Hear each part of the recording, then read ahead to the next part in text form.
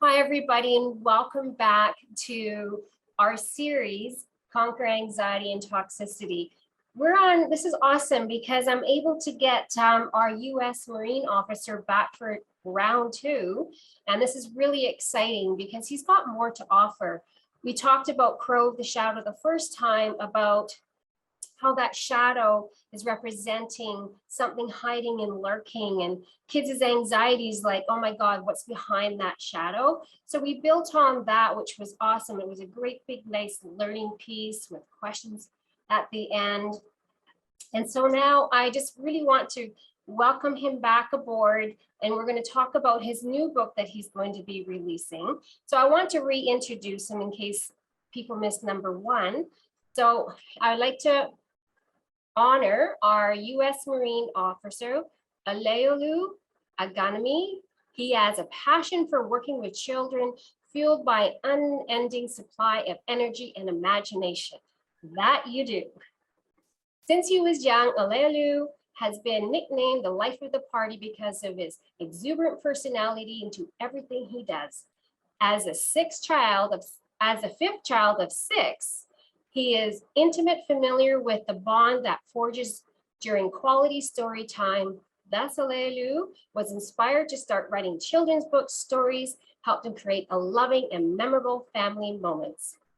He is the author of the Amazon's bestseller children's book, Crow of the Shadow, which we had talked about in series one, and number one new release, The Horsefly. Olaolu writes and speaks in simple, easy understanding language and an entertaining style that keeps listeners and readers hooked while learning vital lessons about virtues. And I think this is awesome because we're going into a new book that you're releasing called Billy the Dipper. And it is Billy the Dipper, yeah. Billy the Dipper shines, right? Billy Dipper's time to shine. Time to shine. See, we all have learning periods here. Absolutely. And I think this is really awesome because you were so nice to let me read it before it was published. And I looked a little deeper than maybe some people do. And I saw it, I'm going, man, this is a really good learning tool for parents to help parents with their children when they're undergoing a bunch of bullying. Mm-hmm. So I just want to say, hi, everybody. I'm your host today, Deb Kartz. I'm the founder of Healing Mom's Journey, and I'm so excited to have Olaolu here for our second series here with his new book. And I really want to, I'd like to ask you, this is a little bit different from Crow of the Shadow. It's taking a different kind of angle and different perspective on what children are actually dealing with in life and at school. Can you tell me how that journey came to writing this book? Absolutely. So first of all, thanks for having me back. My mom always told, if you're nice enough, people invite you back. So I'm glad I was nice enough to get invited back for part two. So. But thank you so much. I'll start off with, as we know, Crow from the Shadow was really all about letting us know that you should never, ever let anything come against you that is going to tell you that you can't succeed. And that's what the shadow is for a lot of people. It's just that dark thing that says, hey, you cannot do or you cannot be ... And I wanted to release that one first so that people know that, nothing can stop me from being successful. I have the power of choice. So that's why I released that one first. And I thought it was really cool to see as we moved towards Billy Dipper's Time to Shine, which is actually the first book I wrote about 4 years ago now. But I still released Crow from the Shadow first for the reasons I just mentioned. When I decided to release this one, this is the first of several where we're going to actually dive into a little bit more of some of those topics that are a little harder to discuss in a home. Specifically, I mentioned Billy Dipper, who's the main character. And I know we're going to talk about this, so I'll just dive in. So Billy Dipper's the main character. He's a shining star. He's proud. He has all this joy, and he has a bright future, which is really a direct contrast to what the Crow is, right? Crow is sort of dark and ominous. So, and I did that intentionally, right? So Crow, I wanted people to identify as more your average Joe, but Billy, he's one of those top guys. He's headed here for something I call Starla Day, which is more of a, it's more of a feature. Is this, if you're special, you have all these great things going for you, you will participate in Starla Day. You're the one that gets to shoot across the sky like a meteorite, although a meteorite's not a star, but it's okay. It's a children's book, so we get to pretend. So you're the one that gets to streak across the sky, and you get to show, who you truly are. And that's really who Billy Dipper is. Billy Dipper is he's like the golden child, right? Which again is sort of contrasted against Crow, who was more of the, sort of average Joe. And the reason I did that is because I wanted to show the difference between Crow, who a lot of us may identify with, and then Billy Dipper, who we may look up to and say, oh, he has it all made, or she has it all made. I wanted to really sort of point that out. In the story, Billy Dipper is preparing for Starla Day, which is this big, illustrious event. It's a celebration. And then when he's there, he runs into this bully who plays a trick on him, and it ruins his day. And now we start to see how Billy Dipper is going through the emotions of what happened to him after he was, in this case, he was bullied, right? And now we're just sort of walking through with Billy as he goes through the emotions. His parents recognize, and this is key, his parents recognize something's going on. His parents were moved to help him and figure out a way to get him some help. And then as you go through the story, Billy Dipper was able to understand, again, what his worth was and how important he was to the people around him. But yeah, I think it's all about self-worth. It's all about self-esteem, and never forgetting the value that you bring to yourself, first of all, and then the value that you bring to those around you. Mm-hmm. And I like how you were saying, like, he was that golden star. So sometimes we have that saying is the child with the golden spoon. Mm-hmm. And it's interesting how we will judge people that way, that we judge them that way. But when it's not the fact, it's the fact that this person is excelling and exceeding and feeling good and has, confidence in himself. And because somebody has self-esteem and confidence, quite often that other people will perceive it something different, especially if somebody has low self-esteem. Exactly. So I really like how you said the parents recognize that, like, Billy was having problems. And I think that's a huge key, because quite often our kids will come home and they'll internalize a lot of their feelings. And if we call those miscues. So if it's those cues, the kids will actually go into that deep, dark hole, and, fear, anxiety, and all that stuff sets in. And then the next morning, the kids are going to go to school. And as parents, because we missed that cue, can't feel like, why can't we get our child out the door? Mm-hmm. It was very well written how when little Billy the Dipper comes in, I'm not going to spoil the whole story, but how the parents actually could see in his body language, because Billy did not say anything. Exactly. So it's all in expression and body language. And that is a real huge key that a lot of us parents miss. It's called a miscue. Be able to support our children. And I think that was really, really great how you brought in those emotions. How, he kind of was really down and deep. So what did the parents do to support him? So the first thing they did is they asked him a question, right? Of course, for brevity's sake, I didn't draw it out. I asked, the question they asked was, how was school, But in reality, sometimes we're going to have to talk more. And when I say sometimes, it's most times. And it's not just when a child is, they have a poor posture or they feel down. We have to be in the habit of, when a child comes in smiling, we need to be asking them, how was school? What was your favorite part? And bring that out of them, open those lines of communication with them so they feel comfortable coming to you with anything. And again, just to make the story short and make it flow, they only asked one question and Billy opened up. But in reality, it's just not going to be that easy for us. I wish it was, but it's just not. And what I believe that we have to do in that case is we just have to understand that, be patient, but be there for your child. Be empathetic. You don't have to try to fix it. But you do know that it is your responsibility to be an active participant in the child's recovery and the child's finding their way back to where you believe that they should be, which is understanding that they have true worth. So what the parents did is they recognized, that's the first thing, they identified that, there's something going on with my son. My son who's typically, he's doing all these things, he's engaged, he's excited, and now he's withdrawn from the world. He's withdrawn from us. If you recognize on the page, the parents are sitting on one end of the table and Billy's sitting on the other end. And he's, the picture, and that's why I love my brother's illustrator, by the way. And I love what he did is he sort of put Billy at this far end of the table away from his parents. And what that does is signifies that he had withdrawn not only from, the world in general and his friends at school, but he withdrew from his parents even. So the parents recognized that, and they weren't pushy. They weren't doing anything, but what they said is that we have to find him help. As they're talking to each other, we have to find him help.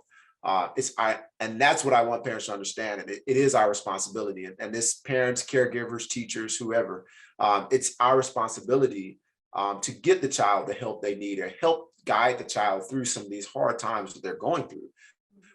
So that's what they did. And they actually handed him a letter. And this letter was full of affirmations. And later on, you'll see what he did with the letter. And I'm sure we'll talk about it a little bit. But they gave this letter that's full of affirmations. And what that signified is they started pouring back into their child. They started reminding their child, hey, you don't allow the bully, don't allow anybody to define your worth. You define your worth. You know what you're worth. And you continue to remind yourself of those things. Don't allow anybody else to validate your efforts or validate what you do or the purpose that you're put on this earth to do.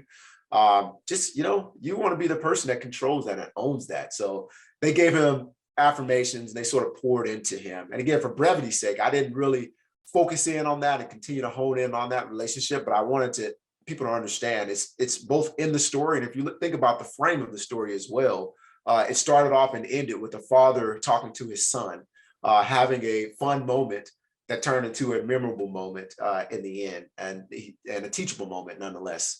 And that's really what the platform, everything that I write about, aside from the younger books, which are more conceptual, like we talked about prior to recording, really the books I want to drive home is that, this is adults and children interacting with each other and growing and learning. Yeah, absolutely. And I like how you said that we can't fix our children. And I know that comes up a lot of time when I'm teaching too.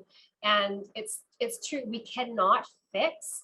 We need to support our children, like you say, guide them and give them the tools. So, and if we can't find those resources or the language to support our children, there's so many resources out there to get those tools. And I think that is absolutely huge. And I also like how you said that we have to validate our own feelings. We don't want somebody else to portray us in one way, and then all of a sudden it brings us down to that deep hole. So, and it happens, and it's life. We get picked on, somebody says something, and all of a sudden we start ruminating on it. It goes through our head like that hamster wheel. And then we can't change our thoughts, and we get stuck in our thoughts, and then all of a sudden, we get fearful or anxiety sets in. So being able to have a really good support network with friends or family, being able to help you through that, to validate, like you were saying, that better to validate, like you are this, you're strong. You're not this person that they're telling that you are, which I think when kids are younger, they need to hear more of that. Exactly. And I did give a strategy to a parent the other day about with her child with severe anxiety. So I just mentioned to her, well, when he's doing a great job, she kind of like leaves them alone because it's so much easier to leave your child alone. And I mean, many parents think this way. Oh my goodness, my child is behaving. I am not going to bother them. I'm going to go have my cup of tea now. But realizing that little tiny connection, let it rub their little back, just saying that you're there, you don't have to use no language, and keep on making those connections, build that self-esteem and self-worth, because self-esteem is absolutely huge. We talk about the bullying aspect of it. We know, well, put it this way, as adults really realize that bullies are because they have lack of self-esteem and but our kids do not know that.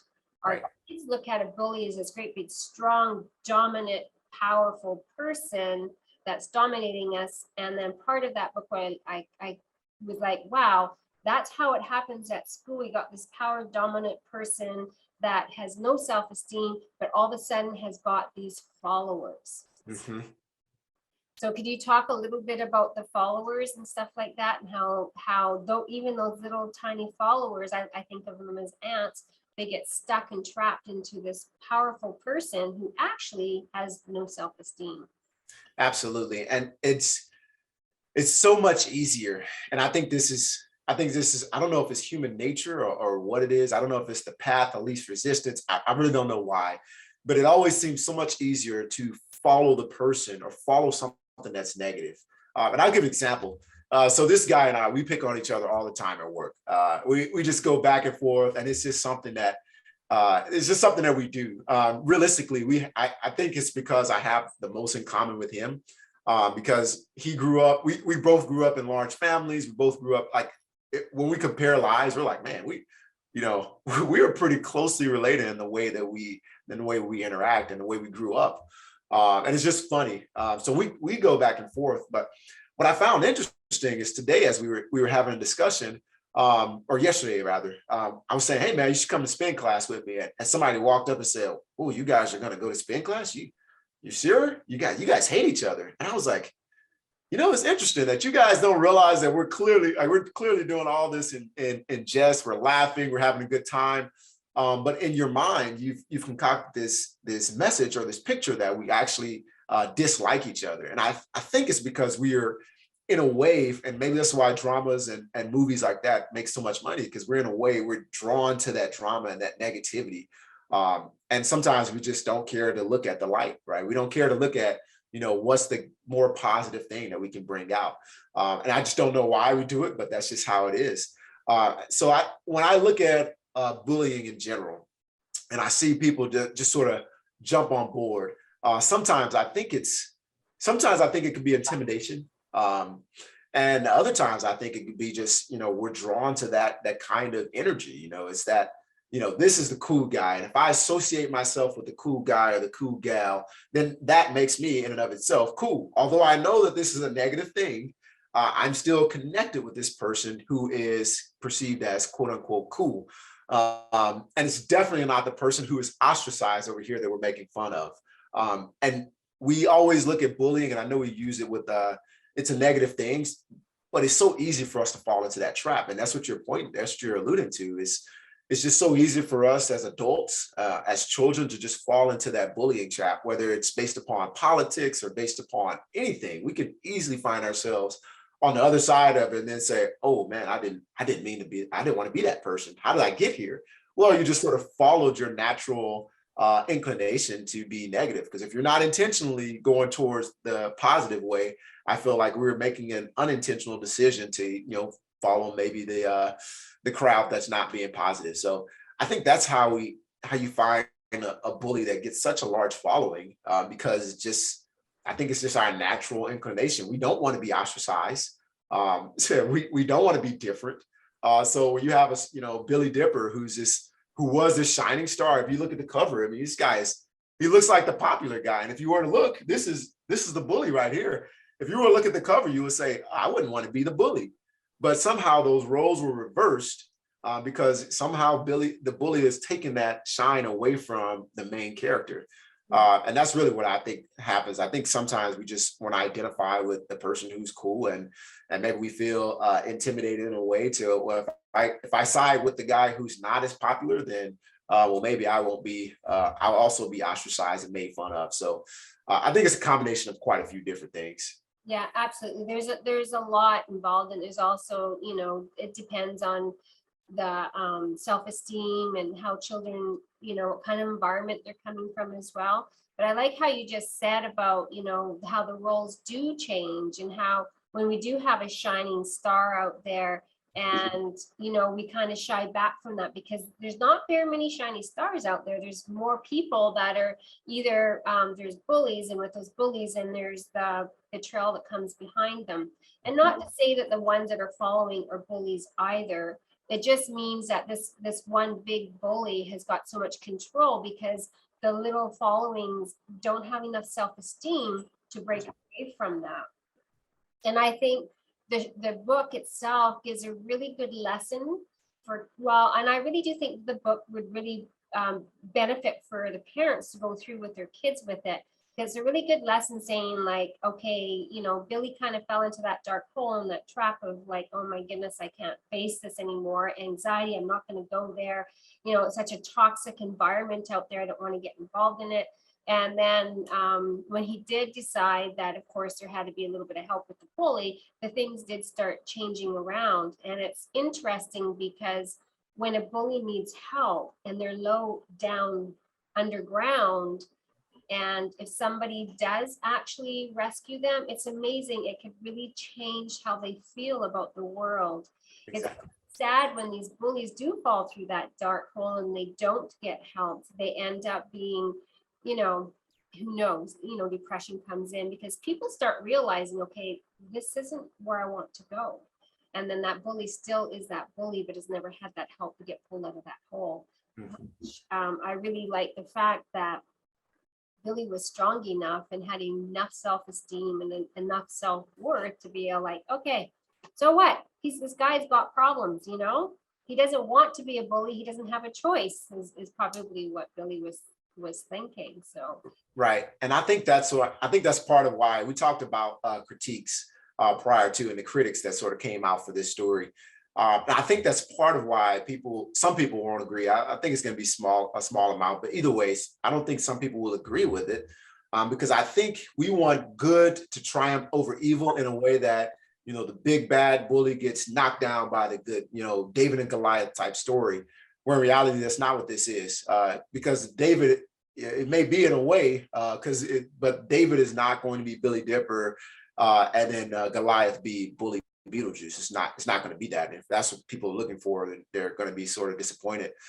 The Goliath in this story instead is self-esteem and self-worth. And it's that black hole that you're referring to that was pulling the bully down, and it was pulling Billy down as well.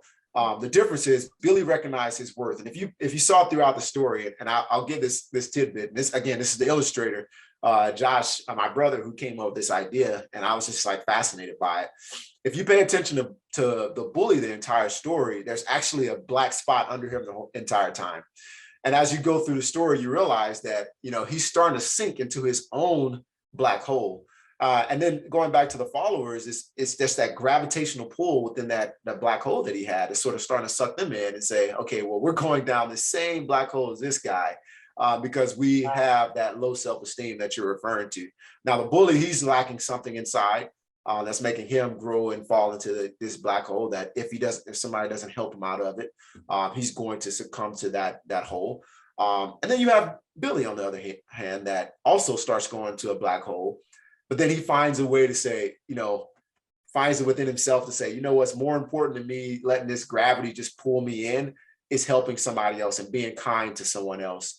And he was able to escape from his black hole to provide help to who was previously his bully. And I think that's really the message of kindness. That's a message of, you know, not allowing somebody's actions to determine what you are going to do and how you respond to it. And I think that also shows that, you know, we can make it out of that situation. We can be sinking or feel like that we're sinking, and then we can make it out of the hole. We can, as long as we have that assistance, right? And in both cases, whether it's the bully or whether it's Billy, both of them had assistance. And it wasn't just it was a team effort to get Bully out of the hole. If you saw this, they formed a constellation, and you'll see a lot of those kind of those key terms in there, because I want to really start whetting people's appetite or children's appetites for astronomy. I love astronomy growing up, so I want to whet their appetites for it so they can start, you know, go to NASA and, you know, start looking it up themselves, get a telescope. All those things were great to me, and I love it. But I think after they realized that, you know, the bully was sinking into a hole, he had help and it pulled him out, which happened to be a dipper. If you notice, that was shaped like a dipper. And then if you look at Billy, he had help from his parents, and they helped him come out of that hole. So we all have a purpose, and we all need some assistance. We all can find ourselves in either boat, sinking in a black hole. But we just have to ensure that we surround ourselves with the people who aren't going to allow themselves to just get sucked down into that gravitational hole that we're going into. Rather, they'll come and help shine a light to potentially help us get pulled out of that hole. Absolutely. And that just goes to show a lot with what's happening with a lot of people with mental health. And there's a lot of people in that hole right now because of isolation. And, it's just like I've said before, all the unknowns is we really don't know what's happening. And anxiety has gone, it's risen quite a bit. And I know that we get caught in that black hole. And the thing is we don't know how to move forward.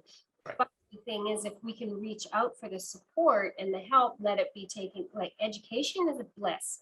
I mean, there's so many resources out there. There's so many,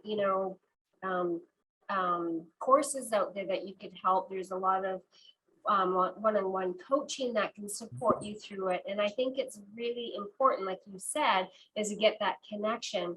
And I also know that we talked about at the end of your book, you also give the readers some resources, which is powerful because mental health is mental health.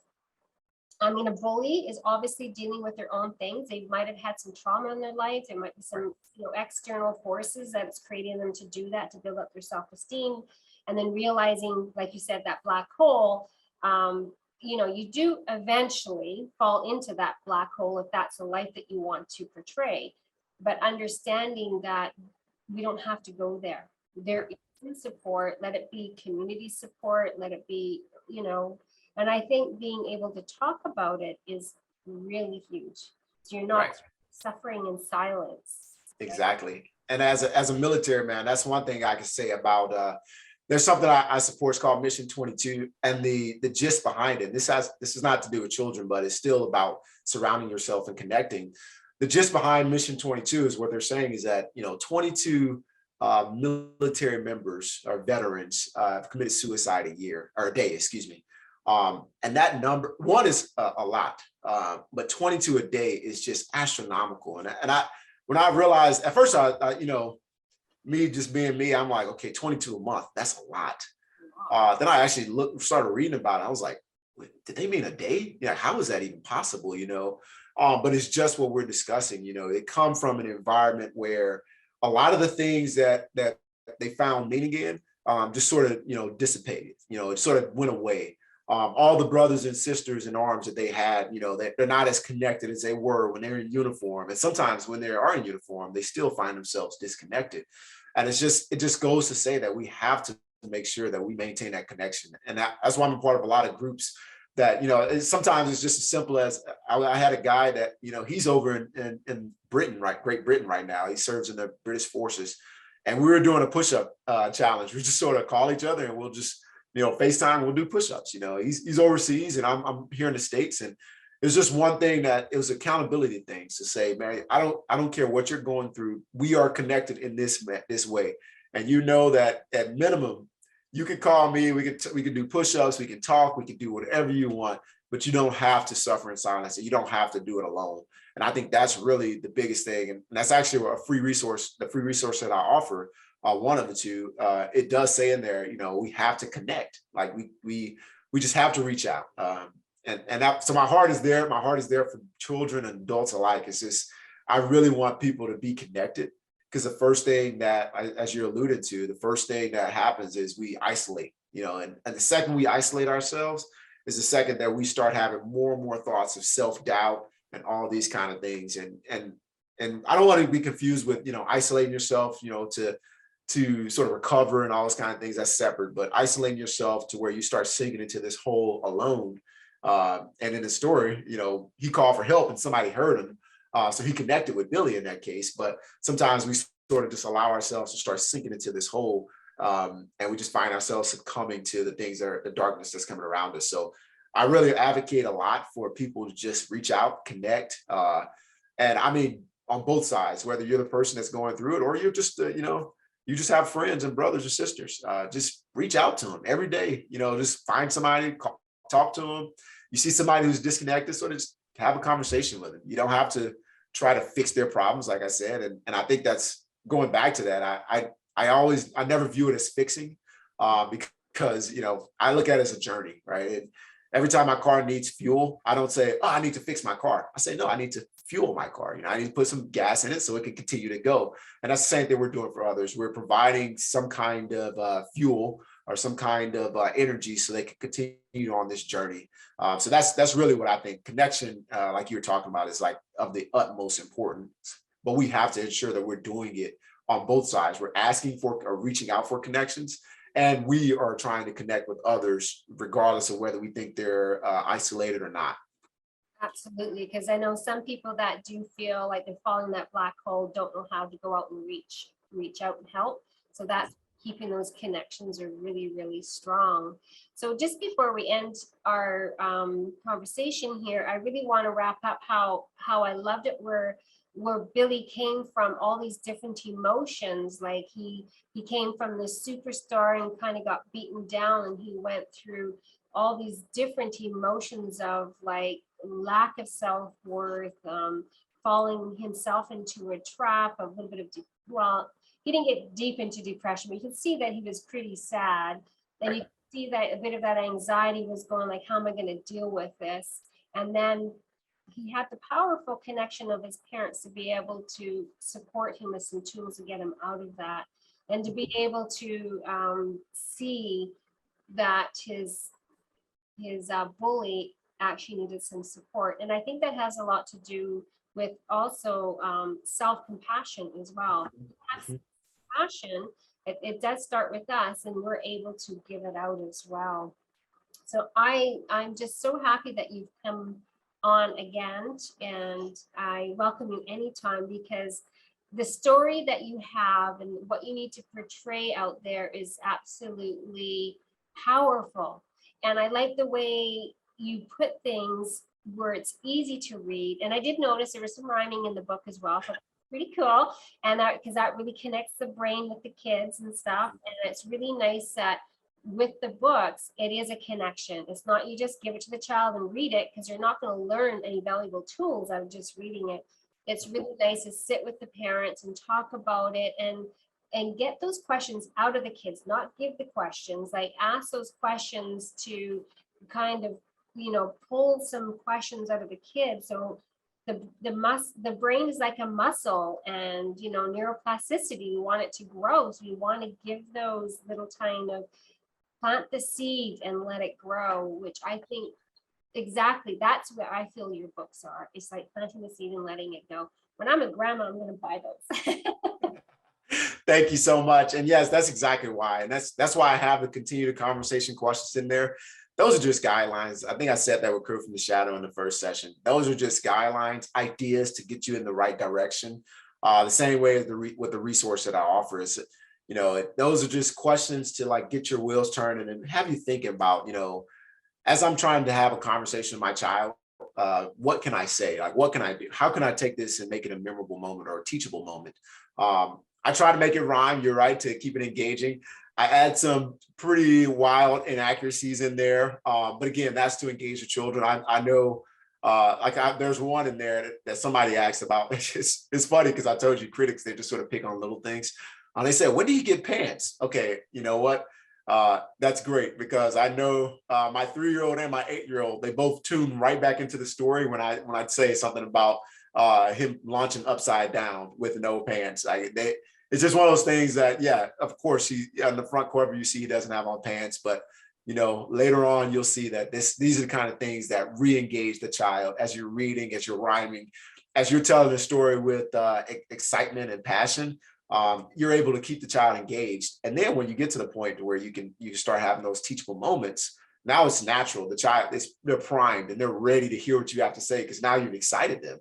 And I just don't want people to be empty-handed when they get to the end and they're like, okay, now I can have this moment with my child, and they don't have anything to say. So those questions are just to get the parent's mind turning, and then they can sort of turn around and ask their child questions that are better than just, close in questions, open-ended questions to get them to have a discussion. Hey, what did you learn? Hey, let's read it again. Let's enjoy a moment. And even if it doesn't turn into a teachable moment, you're spending time. And that's really what I want people to do. I want them to spend time and enjoy moments with their children. So I'm so happy that you brought me on. This is a great opportunity. I'm so happy to give you back. And I'm glad to be offering Billy Dipper's Time to Shine.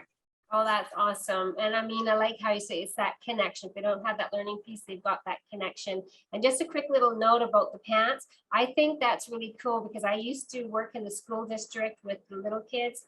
Mhm. There is a book out there called, I think it was Captain Underpants. Ah, Every single child had to have that book, and it was exactly. about, you know what I mean? So that's what kids gravitate to. And then that's what's going to remind them about, oh, I want to read that Underpants books. And that's how they relate sometimes. They don't relate to the title of the book. They relate to something that they can gravitate to. And I think that's a really good hook. So I look at it as a hook to get the children involved and be like, oh, yeah. I know it works for my kids as well. So Oh, absolutely. so I want to thank you very much, and definitely we'll keep in contact, and all the best with your endeavors. Your book is coming out, I think it's coming out next week. Correct. It's out on February 16th, and it'll be available on Amazon, Barnes and Noble, and of course on my website. I sign every copy, and I'm very excited to send them out. Oh, that's awesome. Well, thank you very much for being a part of this series, and all the best to you. Absolutely. Same to you. Thank you.